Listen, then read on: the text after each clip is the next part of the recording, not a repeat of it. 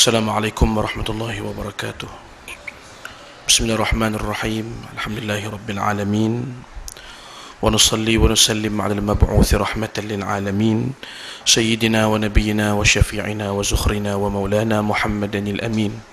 Wa ala alihi wa ashabihi wa man sara ala nahjihi wa tariqihi ila yaumiddin. Allahumma salli wa sallim wa barik wa karim wa syarrif wa azim على سيدنا ومولانا محمد الفاتح لما أغلق والخاتم لما سبق ناصر الحق بالحق والهادي إلى صراطك المستقيم وعلى آله وأصحابه حق قدره ومقداره العظيم. اللهم صل وسلم وبارك على مولانا محمد النور المذهب للنسيان بنوره وعلى آله في كل لمحة ونفس عدد ما وسعه علمك آمين. أما بعد. قال الله تعالى الذي خلق الموت والحياة ليبلوكم أيكم أحسن عملا. صدق الله العظيم. Alhamdulillah, malam ni Allah Subhanahu wa taala izinkan kita untuk teruskan ibadat kita di bulan Ramadan ini, menghidupkan sunnah-sunnah yang diajar oleh Nabi kita Muhammad sallallahu alaihi wasallam, iaitu menghidupkan malam-malam Ramadan ini dengan qiyam, dengan ibadah, dengan zikir, dengan istighfar, dan sekian banyak ibadat yang diajar oleh Nabi sallallahu alaihi wasallam. Bahkan Nabi sebut, man qama ramadhana imanan wa ihtisaba, barang siapa yang menghidupkan malam-malam Ramadan ini kerana imannya dan kerana harapkan pahala, maka akan diampunkan dosa-dosanya yang telah lalu.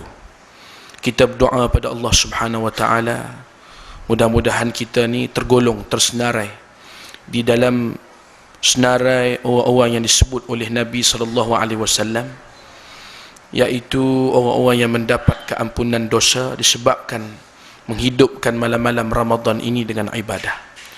Kata para ulama, qiyam Ramadan ni berlaku dengan beberapa syarat. Dapat pahala qiyam Ramadan ni dengan beberapa syarat. Yang pertama, sembahyang isyak berjamaah. Yang kedua, sembahyang tarawih. Yang ketiga, sembahyang witir. Dan yang keempat, sembahyang subuh berjamaah. Cukup 4 syarat ni kita buat, maka kita termasuk daripada orang-orang yang melakukan qiyam Ramadan. Tapi kalau tak buat 4 benda ni, maka tak termasuk dalam orang-orang yang mendapat fadilat qiyam Ramadan. Jadi pastikan tiap-tiap malam kita sembahyang isyak berjamaah. Ya. Yang keduanya, pastikan kita sembahyang tarawih. Yang ketiga, pastikan kita sembahyang witir. Kadang-kadang orang ni tak sembahyang witir, pas sembahyang tarawih dia bangun balik. Kita kata sebab apa tak sembahyang witir? Dia kata witir ni sunat, Syekh. Dia panggil kita Syekh. Kan? Dia nak tutup tak erti dia tu, dia panggil kita Syekh. Dia kata sembahyang witir ni sunat, dia kata. Begitu yang sembahyang tarawih tadi wajib ke? Kan? Tu dah. Hak tu yang kita buat tazkirah celah-celah tarawih ni, kan? Supaya kita beribadat itu reti, bukan semata-mata ikut orang. Dan pastikan kita sembahyang sunat witir, dan pastikan kita sembahyang subuh esok berjamaah. Antara kesilapan besar yang selalu kita buat ialah kita beri perhatian pada tarawih, kita tidak beri perhatian kepada sembahyang subuh berjamaah. Itu silap kita. Dan kesilapan yang kita buat tu menyebabkan kita tidak dapat fadilat qiyam Ramadan. Jadi kalau takdir kata malam ni Lailatul Qadar, maka kita mendapat fadilat yang besar, seperti menghidupkan 83 tahun ibadat di sisi Allah Subhanahu wa taala. Tuan-tuan dan puan-puan, muslimin muslimat sekalian, ada sebuah kisah yang berlaku di zaman Nabi kita Muhammad sallallahu alaihi wasallam. Satu riwayat daripada Sayyiduna Abdullah ibn Umar radhiyallahu anhuma, satu riwayat daripada Sayyiduna Amr ibn al-As radhiyallahu anhu. Bahawa kata Nabi sallallahu alaihi wasallam, pada suatu hari, tuan-tuan dan puan-puan, Nabi bersabda. Nabi kata nanti akan masuk melalui pintu ini. Sambil Nabi tunjuk salah satu pintu Masjid Nabawi. Nanti akan masuk melalui pintu ini salah seorang yang mempunyai sifat-sifat ahli syurga. Maka tiba-tiba masuklah seorang laki-laki melalui pintu tersebut. Esok Nabi ulang sekali lagi. Nabi kata akan masuk melalui pintu ini seorang laki-laki yang mempunyai sifat-sifat ciri-ciri ahli syurga. Masuk laki-laki yang sama macam kemarin. Sehinggalah pada hari ketiga Nabi ulangkan perkataan yang sama. Laki-laki yang sama juga yang masuk melalui pintu tersebut. Maka oleh kerana perasaan ingin tahu apakah amalan lelaki ini, sehingga menyebabkan dia ditunjuk sebagai ahli syurga oleh Nabi SAW, maka sahabat yang bernama Abdullah ibn Umar ini, tuan-tuan dan puan-puan, mendekati laki-laki ini dan buat helah, cari alasan untuk menjadi tetamu lelaki ini. Maka Sayyiduna Abdullah ibn Umar pun menjadi tetamu laki-laki ini selama 3 hari. Dan sepanjang 3 hari dia duduk tinggal bersama dengan laki-laki yang ditunjuk oleh Nabi sebagai calon ahli syurga ni, maka tidak didapati laki-laki itu orang yang kuat bangun malam, bukan orang yang berpuasa setiap hari, bukan orang yang berzikir ribu-ribu. Biasa saja. Jaga salat jamaah, tak buat benda haram, ya, tinggalkan perkara yang dilarang oleh Allah, buat yang Allah suruh. Bukanlah seperti yang disangka, mungkin laki-laki ini tak tidur malam kerana qiyamul lail, mungkin setiap hari berpuasa, atau apa jua amalan yang hebat yang menjadikan Nabi SAW menunjukkan kepada dia bahawa ini adalah laki-laki yang akan masuk syurga. Pada hari yang ketiga, Abdullah ibn Umar, tuan-tuan dan puan-puan, tanya laki-laki ini, aku ni mendengar Nabi bersabda mengatakan bahawasanya kamu adalah calon ahli syurga. Apa sebenarnya yang kamu lakukan sehingga menyebabkan kamu dijamin oleh Nabi nanti menjadi ahli syurga? Aku tengok kamu ni, laisa min kathira salatin wala siyamin, kamu bukan orang yang jenis orang yang banyak salat, bangun malam, tahajud, qiyamul lail, bukan orang yang banyak puasa, biasa saja. Apa sebenarnya amalan kamu?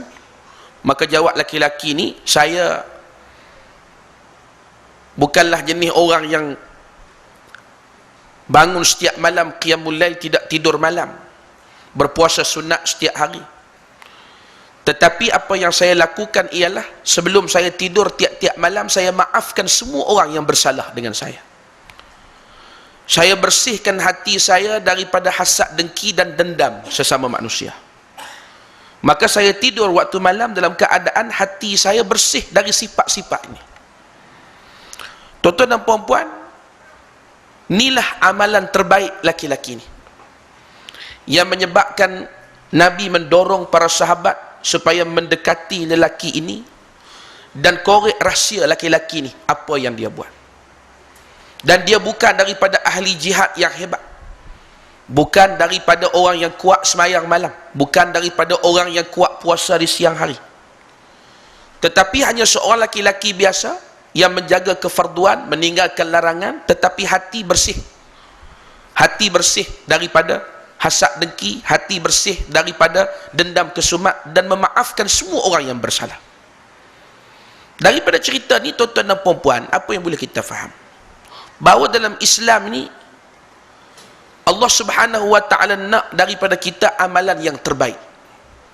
Ahsanu amala, bukan aktsaru amala. Bukan amalan yang terbanyak, tetapi amalan yang terbaik. Bukan bilangan yang menjadi ukuran, tapi bagaimana sesuatu amalan itu dilakukan. Itu ukuran di sisi Allah Subhanahu wa ta'ala. Dalil ayat 2 surah Al-Mulk yang saya baca pada muqaddimah tazkirah tadi. Alladzi khalaqal mauta wal hayata liyabluwakum ayyukum ahsanu amala. Allah Subhanahu wa ta'ala menjadikan adanya hidup, adanya mati, tujuannya untuk Allah Ta'ala uji kita, siapa di kalangan kita yang paling baik amalan. Jadi dalam Islam, tuan-tuan, amalan yang paling baik adalah amalan yang diperkirakan oleh Allah Subhanahu wa ta'ala. Bukan bilangan, bukan hitungan amalan itu, tetapi amalan yang paling baik. Bagaimana amalan itu dilakukan? Pertama, ikhlas. Yang kedua, ikut cara Nabi sallallahu alaihi wasallam. Ini yang harus ditekuni dan dipaham baik-baik, tuan-tuan dan puan-puan. Ini bukan bermakna orang yang buat banyak amalan itu tak baik. Sudah tentu amalan yang terbaik adalah amalan, kalau Quran contohnya, yang banyak baca Quran dalam masa yang sama memahami, menghayati, mengamalkan apa yang dia baca, lebih baik daripada orang yang banyak membaca Al-Quran tapi tidak memahami dan menghayati apa yang dia baca. Dan lebih baik lagi orang yang banyak baca Quran, kan, yang dalam masa yang sama memahami, menghayati, mengamalkan apa yang dia baca, daripada orang yang sedikit membaca Al-Quran dalam masa yang sama pun memahami dan menghayati apa yang dia baca. Dan sudah tentu yang terlebih baik lagi ialah orang yang banyak baca Quran dalam masa yang sama memahami, menghayati, mengamalkan apa yang dia baca dan ikhlas dalam ibadatnya itu. Tidak ada artinya banyak baca Quran dalam masa yang sama faham apa yang dia baca tapi tak ikhlas. Dan terlebih baik lagi orang-orang yang menunaikan kesemua hak Al-Quran itu, baca, faham, amal dan mendakwahkan, memperjuangkan Al-Quran itu hingga terlaksana di atas muka bumi Allah Subhanahu wa ta'ala. Itu pasal yang kita buat tazkirah celah-celah tarawih ni. Bukan semua orang suka ni tazkirah celah-celah 4 ni. Alah, aku tahulah, kan? Yang kata kami dak ustaz, kami orang tempat kami semua setuju belaka, bohong. Tuan-tuan sekalian, ni yang kita buat tazkirah celah-celah tarawih ni. Nanti adakah ada orang tulis surat cadangan, kenapa tak buat lepas witir, buat lepas tarawih? Buat lepas tarawih hang balik, kan? Hang balik. Kita pun heran sebab apa tuan-tuan, waktu tazkirah orang balik kita heran. Saya ni banyak benda yang saya heran bulan Ramadan ni, tapi di antara yang saya heran ni, kan, banyak-banyak benda yang saya heran sekali nak ni. Mari tazkirah balik, mari tazkirah bangun, nak terberak, nak terkencing, kan? Itu ini macam-macam. Tuan-tuan sekalian, muka tukar jadi biru merah, kan? Hidup berimpun di luar-luar belakang, bukan luar ni, dia apa ni dak ni, minta maaf lah ni tuan-tuan, nak duduk di luar sat lagi tumbuk saya pula. Nah, tuan-tuan dak, saya tahu tuan-tuan duduk dengar ni, saya catat tempat saya di Perlis tu, kan? Duduk berimpun ramai-ramai di garaj motor masa ustaz duk bagi tazkirah, buat kelab kutuk ustaz, kelab mengutuk ustaz. Tuan-tuan sekalian, kacau. Dia kata nak sembahyang tarawih sibuk nak tazkirah, nak sembahyang tarawih sibuk nak tazkirah. Tazkirah ni wajib, tarawih tu sunat. Ngerti tak? Bodoh. Tuan-tuan, tazkirah ni wajib, tarawih tu sunat. Tuan-tuan buat sembahyang tarawih ada tazkirah. Nah, sembahyang tarawih di bulan Ramadan, setiap amalan sunat diberi pahala fardu. Betul tak? Takat tu ya. Namun amalan fardu digandakan 70 kali ganda di sisi Allah. Berarti kita yang duduk dalam majlis ilmu kalau bulan lain dapat pahala seperti sembahyang sunat 1000 rakaat. Percaya tak percaya? Percaya tak? Kena percaya. Tidak ada pilihan, kan? Kalau mengaku bernabikan Muhammad, kena percaya Nabi bagi tahu, kan? Tu wahtisaba, tu makna dia. Orang yang melakukan ibadat di bulan Ramadan kerana imannya dan kerana mengharap pahala. Itu ihtisab dia ni, dapat pahala fardu. Adapun tazkirah ni fardu. Bila fardu menyamai 70 fardu, berarti 70 kali dengan 1000 rakaat duduk dalam majlis tazkirah macam semayang sunat 70,000 rakaat. Percaya tak percaya? Dah tu. Yang tak nak duduk majlis tazkirah apa pasal? Ni payah ni, bakal keturunan degil ni. Bukan orang sini ni. Tempat saya di Perlis Nah ni, orang sini dah, orang sini kat sama ya, sama. Tuan-tuan dan perempuan ni. Batu kita kena cerdik. Sebab tu bukan bilangan tu. Kan? Kita semayang 8. Memanglah nak bandingkan semayang 20, lebih pahala semayang 20. Tapi kalau kau 20 tak ada tazkirah, baik 8 ada tazkirah. Tapi kalau 20 pun buat tazkirah, jauh dia lah, dia tinggal kita lah. Esok di akhirat gigit jari tengok puak ni, hak 20 dengan tazkirah. Tuan-tuan sekalian, memang kau rugi. Sebab tu dulu-dulu tarawih zaman imam-imam mazhab dulu. Imam mazhab yang pertama Imam Malik radhiyallahu anhu. Mazhab Maliki. Kan? Orang Mekah dulu-dulu sembahyang tarawih, lepas 4 rakaat turun tawaf. Lepas 4 rakaat turun tawaf. Berarti 20 rakaat bersama dengan 4 kali tawaf sunat. Nampak? Jadi Imam Malik ni cemburu pada orang Mekah. Dia fikir macam mana nak bagi pahala sama dengan orang Mekah. Maka 4 kali tawaf yang orang Mekah buat itu diganti di Masjid Nabawi dengan tambah lagi 16 rakaat. Jadi 36 rakaat tarawih dibuat dalam Masjid Nabawi di zaman Imam Malik radhiyallahu anhu. Tuan-tuan sekalian. Sayyidina Uthman radhiyallahu anhu sembahyang tarawih 20 rakaat. Kan? Tapi lama-lama para sahabat sepakat pecah dia jangan bagi jadi imam. Tak bagi Sayyidina Uthman jadi imam. Sebab apa tak bagi Sayyidina Uthman jadi imam? Sebab 1 rakaat Sayyidina Uthman baca 200 ayat. Yang muda-muda di belakang ni bertongkat. Yang muda, yang tua tak tahulah. Yang muda-muda ni bertongkat di belakang Sayyidina Uthman. Kerana Sayyidina Uthman ni memang tenggelam dalam karam dalam lautan Quran. Syahid pun tersembam atas Quran. Dia diriwayatkan oleh Al-Imam An-Nawawi dalam At-Tibyan, di antara sahabat Nabi yang tiap-tiap malam khatam Quran dalam solat. Tiap-tiap malam khatam Quran dalam solat. Tak boleh baca Quran macam ikan yang lompat keluar daripada air. Boleh baca Quran macam ikan yang duduk dalam air. Ini para sahabat radhiyallahu taala anhum. Sebab tu mereka layak dijamin syurga oleh Nabi. Tiket syurga dah ada dalam tangan pun tuan-tuan, tak relax macam kita. Kelang kabut buat ibadat. Keluar berperang berjihad lawan orang kafir. Dengar cerita bab kubur, menangis sampai basah janggut. Kita yang tak ada tiket syurga ni bertenang. Tuan-tuan dan puan-puan, relax. Kan? Tazkirah setengah jam berasa macam 3 jam. Tuan-tuan sekalian. Sebab tu orang mukmin duduk dalam majlis ilmu seperti mana ikan yang duduk dalam air. Orang munafik duduk dalam majlis ilmu seperti burung dalam sangkar. Gelisah, tuan-tuan sekalian. Itu tanda sifat nifak ada dalam hati kita. Sebab tu bagaimana amalan tu kita nak buat, kita kena tekuni baik-baik. Amalan yang terbaik.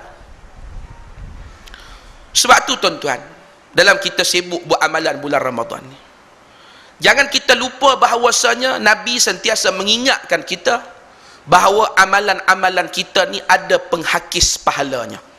Ada pisau cukur yang boleh menyebabkan pahala amalan kita ni habis. Allah Ta'ala sebut dalam Quran, wa qadimna ila ma amilu min amalin faja'alnahu haba'an manthura. Apabila mereka persembahkan amalan mereka kepada kami di akhirat nanti, maka kami tolak amalan mereka itu, kami jadikan amalan mereka itu haba'an manthura, seperti debu yang ditiup oleh angin. Bila kita tengok ayat ni, tadi saya sebut tazkirah tengah hari saya di Petronas tadi, saya kata di antara tanda Quran itu diabaikan oleh umat, seperti perkataan Al-Imam Ibn Al-Qayyim, ialah kita tak berusaha untuk menembusi ayat yang kita baca. Tak faham, baca. Batu program tadarus banyak bulan Ramadan. Tadarus ni tak ada masalah, sekadar nak baca apa masalah ya? Tapi bila faham apa ayat yang kita baca, hak ni timbul masalah ni. Hak ni punca pecah dua Arab dulu ni. Arab dulu pecah dua, pecah dah Arab dulu ni. Apa pelik Melayu pecahnya? Bila turun Quran, Arab pecah dua. Satu ikut Abu Jahal, satu ikut Abu Bakar. Apa beza Abu Jahal dengan Abu Bakar? Dua-dua Abu. Dua-dua Arab. Dua-dua orang Mekah. Dua-dua anak orang Mekah. Dua-dua dari kecil cakap Arab, faham Arab. Tapi bila turun Quran, satu ikut Abu Jahal, satu ikut Abu Bakar. Abu Jahal tolak Quran sebab Quran tak sesuai dengan akal dia. Akal dia tak boleh terima Quran, dan dia ada kepentingan duniawi. Kalau terima Quran berarti terima kepimpinan Nabi SAW. Ni dia tak nak ni. Nampak tak?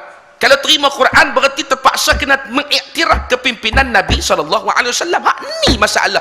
Sampai Abu Jahal zaman kita gitu.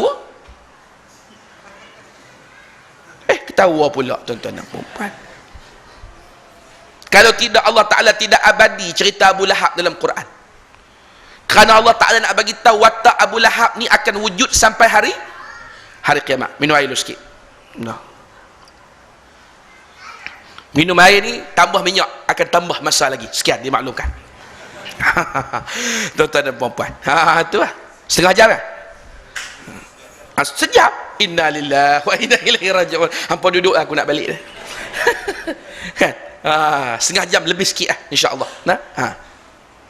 Sebab watak Abu Jahal tu, Abu Lahab akan wujud sampai hari kiamat. Sebab apa Abu Bakar terima Quran? Kerana iman dia, hati dia boleh terima Quran. Sebab itulah tuan-tuan, bila hati tak boleh terima kebenaran, orang tu tak akan jadi baik sampai bila-bila. Sebab tu Tok Guni Aziz sebut Menteri Besar Kelantan. Saya terpaksa kena quote perkataan dia. Sebab Najib tak sebut. Kalau Najib sebut, saya quote perkataan Najib ni. Tapi apakan daya saya, dia tak sebut. Minta maaf lah. Ni bukan politik ni, dah. Dah, politik sekejap lagi. Pak Syak. Lepas, pukul 11 sekejap lagi. Kan? Tuan-tuan.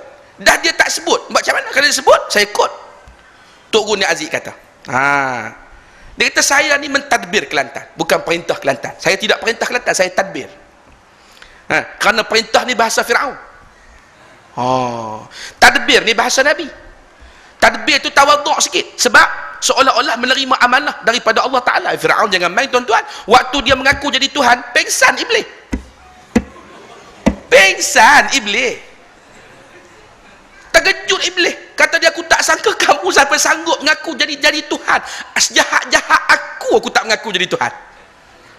Kamu Fir'aun, aku jadi Tuhan. Tuan-tuan yang dimuliakan oleh Allah Ta'ala sekalian, bila saya tadbir Kelantan, rakyat Kelantan ni manusia, bukan binatang, kata dia. Maka bila manusia, saya terpaksa fokus pentadbiran saya ni hati-hati manusia. Kerana manusia ni, buruk baik dia terletak pada hati dia. Sebab tu bila Allah Ta'ala tutup hati kita, jangan harap kita akan jadi orang baik. Sebab tu kita kena celekkan hati kita. Kita kena bersihkan hati kita. Nak celekkan hati ni tuan-tuan, tidak ada jalan lain, mesti kena guna Quran. Kerana Quran telah meneroka lubuk jiwa sanubari manusia ni 1500 tahun yang dulu. Hingga masyarakat yang paling tidak bertamadun, paling jahiliah, telah berubah menjadi masyarakat yang paling hebat di atas muka bumi dengan sebab Al-Quran. Dan bila mana manusia mula tinggal Quran, bermulalah kembali kehancuran dan kebinasaan manusia itu. Betul tak tuan-tuan dan puan-puan? Sejarah telah membuktikan. Ini bukan semang kosong, bukan. Sejarah telah membuktikan. Sebab tu tuan-tuan yang dimuliakan oleh Allah Ta'ala sekalian, bila mana kita ni beramal, kita mesti bila kita baca Quran, kita kena cuba tembus makna ayat Quran yang kita baca. Kalau sekadar baca, tak ada masalah apa, tadarus, baca lah, baca, lagi rajin baca, sehari 30 juzuk boleh. Tapi kalau kita baca dengan faham, dengan tadabbur, lain. Bila kita faham, contoh kita baca hari ni 1 juzuk, kita buka kitab tafsir, kita baca 10 ayat daripada sejuzuk yang kita baca, tak sama dengan kita baca saja tidak faham apa yang kita baca. Sebab tujuan Quran tu diturunkan untuk membina peribadi kita. Hak ni tazkirah duk hurai balik ayat yang imam baca. Imam baca qad aflahal mu'minun, telah berjaya, beruntunglah orang beriman. Alladzina hum fi salatihim khashi'un, yang bila semayang khusyuk. Kan? Yang tunaikan zakat, yang jaga kemaluan daripada zina. Yang pelihara salat, tadi khusyuk, ni jaga salat. Apa beza khusyuk dengan jaga salat? Jaga salat lain, khusyuk dalam salat lain. Kalau tidak baca tafsir, boleh faham? Tuan-tuan sekalian, sebab tu bila kita beramal, jaga, ada benda boleh merosakkan amalan kita. Paling kurang 3 kata ulama. Yang pertama, iman yang salah, akidah yang tak betul. Sebab tu tuan-tuan tengok Quran, ayat puasa dengan ayat Ramadan sama ke tak sama? Tak sama. Ayat puasa, ya ayyuhalladzina amanu kutiba alaikumusiyam, nah, digabungkan puasa dengan takwa. Mari cerita Ramadan, syahrul Ramadan alladhi unzila fihil Quran. Allah Ta'ala gabung Ramadan dengan dengan Quran. Allah Ta'ala tidak gabung puasa dengan Quran. Allah Ta'ala gabung Ramadan dengan Quran. Berarti amalan kamu di bulan Ramadan akan jadi sia-sia bila kamu tidak ikut Quran. Kamu tadarus, kamu baca, kamu tidak ikut Quran yang kamu baca, ada manfaat? Tak ada. Waktu tadarus ambil gambar, masuk surat khabar, bersimpuh baca Quran kan? Kain tudung gini, jambul Woody Woodpecker, baca Quran, tadarus Quran, tak ada masalah. Tapi kalau tengok balik ayat 35 surah An-Nur, begitukah yang Tuhan nak tutup aurat? Tak. Tadarus Quran ni sejak daripada berapa puluh tahun baca Quran, tadarus Quran. Tapi kenapa tak berubah peribadi? Sebab tak memahami, tak menghayati, tak tadabbur. Ini bukan amalan yang terbaik. Khatamlah sehari 3 kali pun tak ada makna apa. Faham tuan-tuan? Faham sungguh ke? Alhamdulillah. Boleh berhenti boleh. Faham dah. Sebab tu ayat Quran tuan-tuan sekalian tentang puasa, ya ayyuhallazina amanu kutiba alaikumusiyam. Mari lepas tu syahrul Ramadan alladzi unzila fihi al-Quran. Mari lepas tu apa? Ya ayyuhallazina amanu kutiba alaikumul qisas. Bukan jauh mana pun, selang 7 ayat 8 ayat daripada ya ayyuhallazina amanu kutiba alaikumus shiyam, mari ya ayyuhallazina amanu kutiba alaikumul qisas. Ayat bunyi sama, tarkibul ayat, susunan ayat sama. Tapi kenapa ya ayyuhallazina amanu kutiba alaikumus shiyam boleh terima, mari ya ayyuhallazina amanu kutiba alaikumul qisas tak boleh terima? Pecah dua selalu kan? Pecah dua selalu. Abu Lahab pecah, Abu Jahal pecah dengan Abu Bakar. Jadi apa pelik Melayu pecah dua? Pecah-pecah tu sebab kerana terima ya ayyuhallazina amanu kutiba alaikumus shiyam, kutiba alaikumul qisas tak terima. Bila terima dua-dua tu bersatu, tu penyelesaian dia. Mesti balik kepada Al-Quran. Bukan balik pada Melayu, balik pada Quran. Faham baik-baik. Balik pada Quran.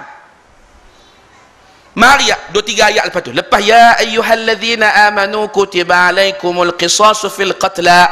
Lepas tu selang 3 ayat. Afatu'minuna bi ba'dil kitabi wa takfuruna bi ba'd. Kenapa kamu beriman dengan sebahagian daripada Quran dan kamu kufur dengan sebahagian yang lain? Kamu terima puasa, kamu tidak terima qisas. Hak ni tuan-tuan, puasalah tak berhenti setahun pun, tak pernah buka, tak diterima amalan ni. Mesti iman yang sahih. Yang kedua tuan-tuan sekalian, yang akan menghakiskan amalan apa dia? Adab, akhlak. Kalau kita banyak buat amalan sekalipun, akhlak kita tak baik, terhakis semua pahala amalan. Apa dalil? Iyyakum wal hasada fa innal hasada ya'kulul hasanat kama ta'kulun narul hatabah. Jangan sekali-kali kamu ada hasad dengki dalam hati kamu, kata Rasulullah. Kerana hasad dengki itu akan memakan, ya'kulul hasanat, memakan pahala-pahala yang kamu buat, seperti mana api yang menelan kayu api. Orang yang banyak buat amalan tapi akhlak masih tak baik, masih banyak dengki, banyak hasad, tuan-tuan sekalian, tak senang tengok kawan terima nikmat. Dia tengah makan nasi, tiba-tiba bunyi kereta jiran balik, dia pun berhenti makan nasi, buka tingkap tengok jiran balik kereta baru. Loh, dia kata menatang ni beli kereta baru pula dah. Ambil duit mana? Semalaman tak tidur duk mikir macam mana dia boleh beli kereta baru kan? Dia tengah tidur, tiba-tiba bunyi lori, jiran balik lori, bangun pergi tengok, buka tingkap, tengok turun sofa baru, TI baru, TV plasma 42 inci baru, dada dia pingsan. Sebab tu orang yang ada hasad dengki tuan-tuan, kebanyakan jenis kuruh kering, mata cekung, sebab tidur tak cukup dengan makan tak cukup kan? Bukan kuruh kering sini dah, ni cerita tempat lain ni. Terus sekalian, hasad, tak senang tengok orang terima nikmat. Seorang perempuan zaman Nabi ulang-alik ke masjid. Sahabat-sahabat kata, ya Rasulullah, perempuan ni masuk syurga besok di akhirat. Nabi kata, kalau kamu nak kenal calon ahli neraka, tu perempuan tu. Tercengang sahabat, ya Rasulullah, kenapa dia masuk neraka sedangkan dia pagi petang berulang-alik ke masjid? Kata Nabi, memang dia rajin buat ibadat, pagi petang berulang-alik ke masjid kan? Tapi mulut dia tak berhenti-henti menyakiti hati jiran-jiran dia. Akhlak teruk. Walaupun amalan hebat, akhlak teruk. Akhlak ni dua, akhlak dengan manusia, akhlak dengan Allah. Akhlak dengan manusia ni insya-Allah fahamlah. Akhlak dengan Allah banyak orang tak faham. Akhlak dengan Allah tu berarti yang Tuhan buat kena, yang Tuhan suruh kena buat, yang Tuhan larang kena tinggal. Faham? Orang perempuan, contoh orang perempuan. Dengar baik-baik orang perempuan.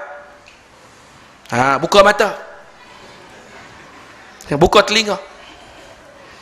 Orang perempuan ni kalau buat ibadat, tuan-tuan dan perempuan, memang tak lawan kita. Angkat tangan begini, dua-dua tangan, mengaku kalah hawa-hawa lagi lah dengan orang perempuan. Mayang subuh, pagi esok, perempuan ramai.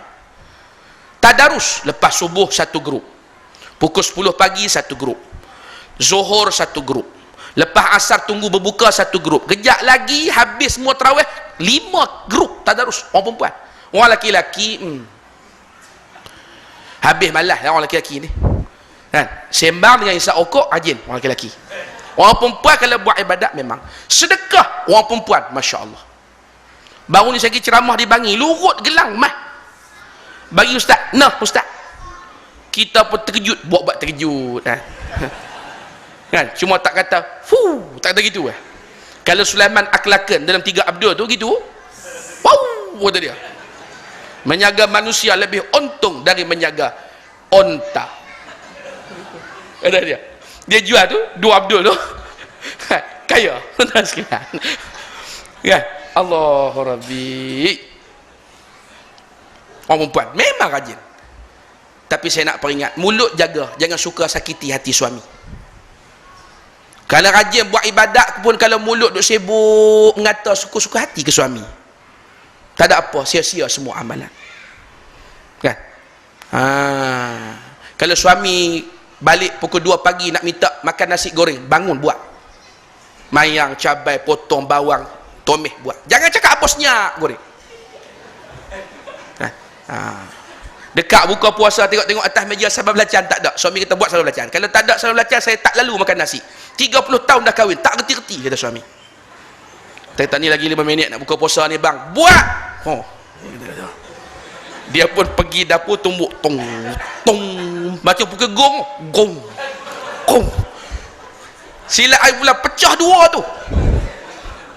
Sebab yang dia tumbuk tu bukan sambal belacan, dia tumbuk muka laki dia. Tuan-tuan, akhlak kena jaga. Suami minta kopi, buat elok-elok. Jangan mari letak kang bunyi. Tak elok. Sila abang, minum. Ni cawan yang ke-13 dah malam ni. Saya letak gula 20 sudu, tak cukup bagi tahu. Saya nak tambah lagi 30 biar mati terus. Tuan-tuan dan puan-puan, bacuh kopi bukan macam kacau dodol pun. Slow. Masuk syurga. Keluar sekejap lagi pakai kasut kaki kanan, masuk syurga. Kan? Masuk tandas kaki kiri, masuk syurga. Pahala. Tapi akhlak kena jaga. Kan? Masuk neraka walaupun banyak buat ibadat, mulut menyakiti hati jiran. Yang ketiga, tuan-tuan dan puan-puan, dosa. Kita kena jadi orang yang anti dosa. Kerana tuan-tuan, perang yang paling besar, perang melawan hawa nafsu kita. Nak melawan musuh depan mata bukan payah sangat. Kalau cukup kelengkapan semua, tapi nak melawan nafsu sendiri ni yang payah. Sebab tu Nabi ajar kita doa, banyak doa yang Nabi ajar supaya kita tetap iman dan benci kepada maksiat. Kenapa?